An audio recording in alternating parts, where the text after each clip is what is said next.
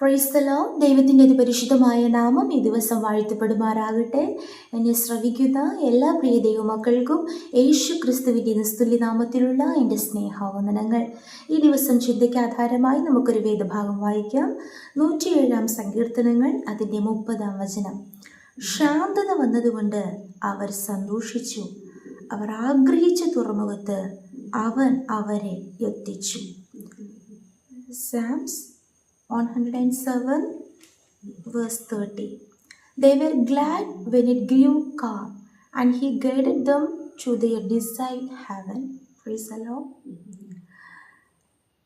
ഇവിടെ ശാന്തത വന്നതുകൊണ്ട് അവർ സന്തോഷിച്ചു എന്ന് പറയുമ്പോൾ, ശാന്തതയില്ലാത്ത ഒരു സാഹചര്യം ഇസ്രായേൽ മക്കളുടെ ജീവിതത്തിൽ കടന്നു വന്നു. Praise the Lord.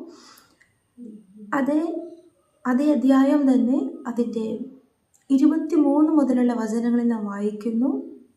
25 മുതലുള്ള വചനങ്ങളിൽ, അവൻ കൽപ്പിച്ചു, കൊടുങ്കാറ്റടിപ്പിച്ചു, അത് അതിലെ തിരകളെ പൊങ്ങുമാറാക്കി.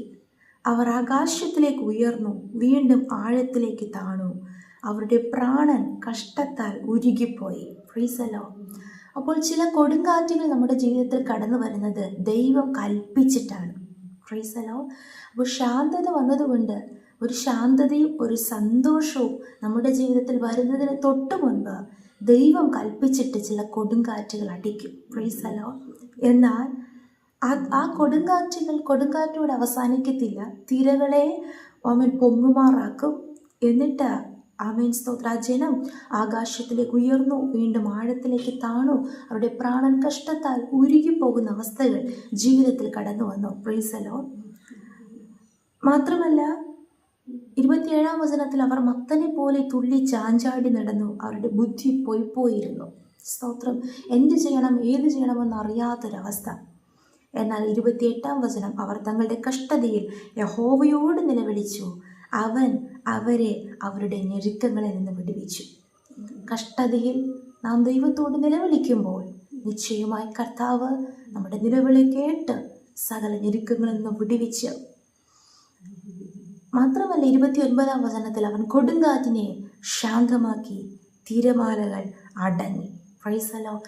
ദൈവം കൽപ്പിച്ചിട്ടാണ് ചില കൊടുങ്കാറ്റുകൾ നമ്മുടെ ജീവിതത്തിൽ അടിച്ചിട്ടുണ്ട് എങ്കിൽ, ദൈവഹിതപ്രകാരം, ദൈവിക നിയോഗത്തിനനുസരിച്ച്, ദൈവിക പദ്ധതി വെളിപ്പെടുവാൻ, നമ്മെക്കുറിച്ചുള്ള ദൈവത്തിൻ്റെ ഹിതം വെളിപ്പെടുവാനാണ് ചില പ്രതിസന്ധികൾ നാം പ്രതീക്ഷിക്കാത്ത സമയത്ത് കടന്നു വന്ന് അവൻ ഉയർന്നും താണും പ്രാണൻ കഷ്ടത്തിലാകുന്ന പ്രതിസന്ധികൾ ജീവിതത്തിൽ കടന്നു വന്നാലും അവർ അതോടുകൂടി നശിച്ചു പോകുന്നില്ല. Price the Lord.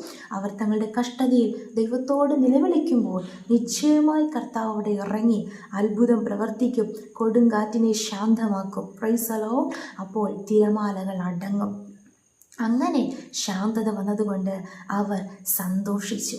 ഒരിക്കലും സന്തോഷിക്കുവാൻ കഴിയാത്ത ഏതൊരു സാഹചര്യത്തിൽ നാം ആയിരുന്നാലും കർത്താവ് ശാന്തത നൽകി സന്തോഷത്താൽ നമ്മെ നിറയ്ക്കും. അവർ ആഗ്രഹിച്ച തുറമുഖത്ത് അവൻ അവരെ എത്തിച്ചു. Price the Lord. നാം ആഗ്രഹിക്കുന്ന തുറമുഖത്ത് കർത്താവ് നമ്മെ എത്തിക്കും. എന്നാൽ അതിനു മുൻപായി ചില പ്രതിസന്ധികൾ, ചില കൊടുങ്കാറ്റുകൾ, ചില തിരമാലകൾ, ചില പ്രതികൂല സാഹചര്യങ്ങൾ നമ്മുടെ ജീവിതത്തിൽ കടന്നു വരാം. പക്ഷേ നാം ആഗ്രഹിക്കുന്ന തുറമുഖത്ത് നമ്മെ കൊണ്ടെത്തിക്കുവാൻ ദൈവത്തിന് മാത്രമേ കഴിയത്തുള്ളൂ. കാറ്റിനെയും കടലിനെയും ശാന്തമാക്കിയ ദൈവം, കാറ്റെ അടങ്ങുക, സ്തോത്രം, അനങ്ങാതിരിക്കുക എന്ന് കൽപ്പിച്ച കർത്താവിന് അസാധ്യമായത് ഒന്നുമല്ല.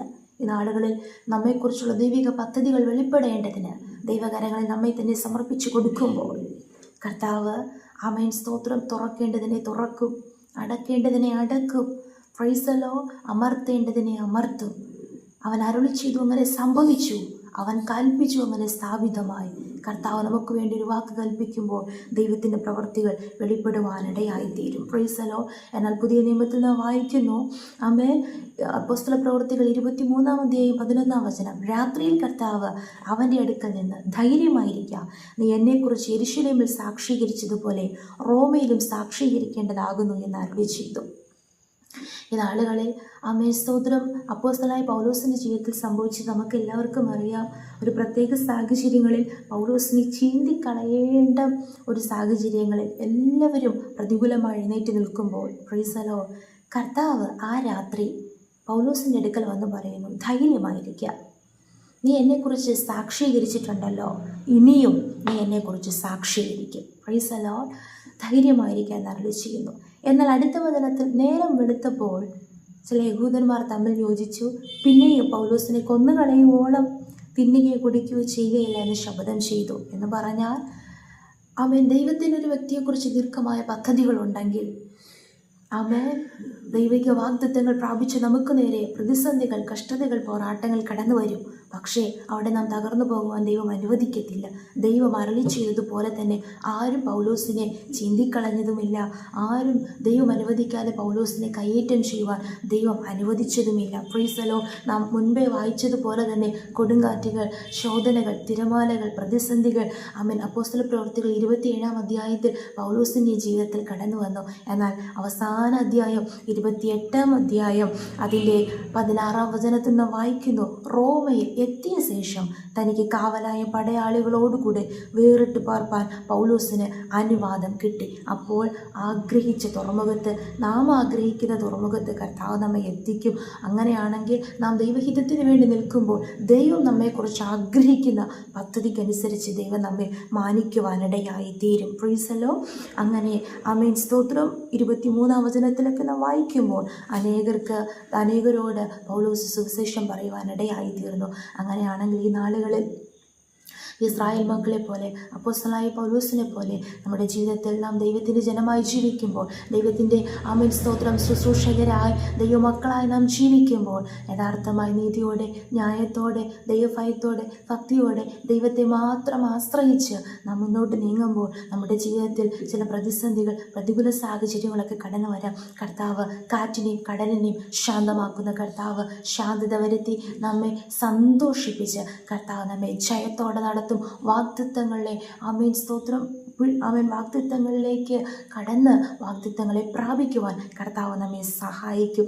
ഈ നാളുകളിൽ ആമേൻ ജീവിതയാത്രയിൽ ആമേൻ വിശ്വാസത്തിൽ നിലനിൽക്കണമെന്നും നിങ്ങൾ അനേക കഷ്ടങ്ങളിൽ കൂടെ ദൈവരാജ്യത്തിൽ കടക്കേണ്ടതെന്നും ദൈവത്തിൻ്റെ വചനം അപ്പോസ്തലനായ പൗലോസിൽ കൂടെ തന്നെ വെളിപ്പെടുത്തുമ്പോൾ പ്രൈസ് ദി ലോർഡ്, ആമേൻ വിശ്വാസത്തിൽ നിലനിൽക്കേണ്ടതിനാൽ ചില കഷ്ടങ്ങൾ നമ്മുടെ ജീവിതത്തിൽ കടന്നു വരും. എന്നാലും വിശ്വാസത്തിൽ നിലനിൽക്കുമെങ്കിൽ ആമേൻ കർത്താവ് ഒരുക്കിയിരിക്കുന്ന ആ നിത്യ സമാധാനത്തിൽ, ആ നിത്യ സ്വസ്ഥതയിൽ നമുക്ക് പ്രവേശിക്കുവാൻ ഇടയായി തീരും. നമ്മുടെ കർത്താവായ യേശുക്രിസ്തുവിൻ്റെ വരവ് ഏറ്റവും അടുത്തു. കർത്താവിൻ്റെ വരവിനായി ഒരുങ്ങാം. ഈ വചനങ്ങൾ ദൈവം നമ്മെ ഏവരെയും അനുഗ്രഹിക്കുമാറാകട്ടെ. നമുക്കൊരുമിച്ച് പ്രാർത്ഥിക്കാം.